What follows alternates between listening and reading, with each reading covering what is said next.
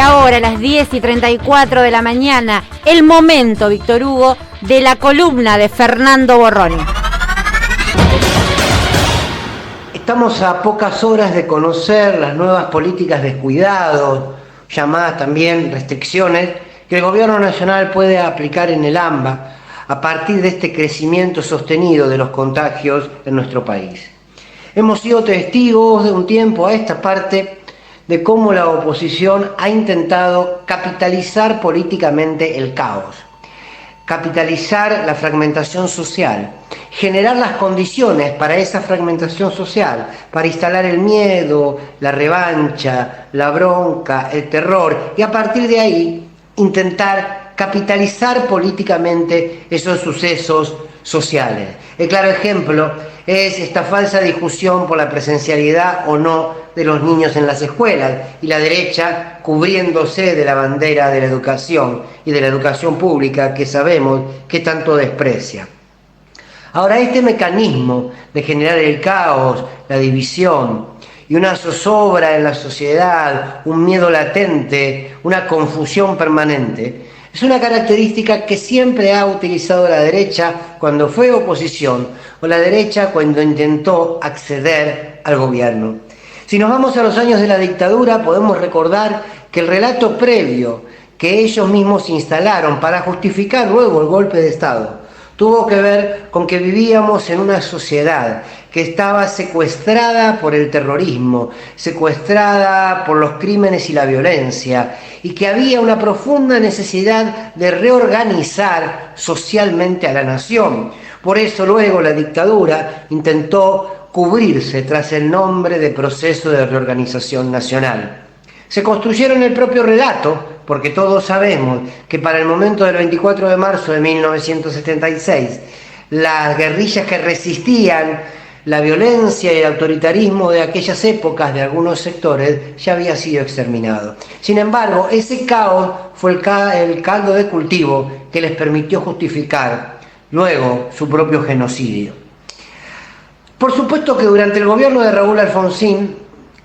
una economía que no fue la más acertada, pero sumado a un poder concentrado de la economía, con una estructura que todavía era parte de aquella dictadura que institucionalmente no se había ido, generaron nuevamente un caos social, lo que fue la hiperinflación, lo que fue ese tembladeral político para que luego llegue un presidente como Carlos Menem, que en nombre del caos y de la crisis económica, insisto, generada por ese sector de poder que todavía era dictatorial, permitió 10 años de lo que podemos llamar la década infame, 10 años de neoliberalismo, 10 años de la derecha en el poder.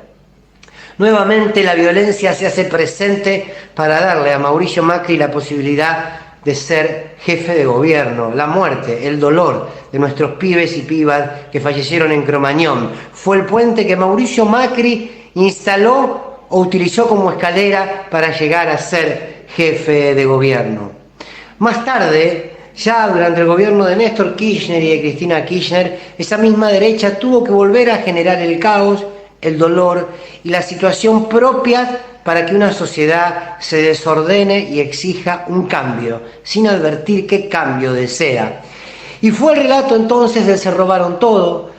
de la corrupción sinónimo del kirchnerismo, de una mujer que había sido capaz de mandar asesinar a un fiscal, de una mujer que había sido capaz de firmar un memorándum con el terrorismo internacional. Caos, miedo, temor, corrupción, fue el discurso que a ellos los condujo nuevamente a la Casa de Gobierno, para que llegue Mauricio Macri y en 4 años destruya un país que había crecido como pocas veces en su historia. Y hoy la fórmula de la derecha es idéntica: utilizar la pandemia, el dolor, el miedo, la muerte, generar fragmentación, generar caos. Son los reyes de la vida política pisando los cadáveres de los cementerios. Son quienes necesitan de la muerte, del dolor, de la división, de la incertidumbre para construir sus senderos que los lleven a un poder. Y una vez que llegan a él, son aún más violentos.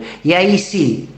la sociedad vuelve a quebrarse, ya no solamente por un relato, sino por sus políticas económicas, por sus políticas marginales y porque al fin y al cabo llegan de la mano del odio y cuando gobiernan solo construyen desde el odio. La columna de Fernando Borroni.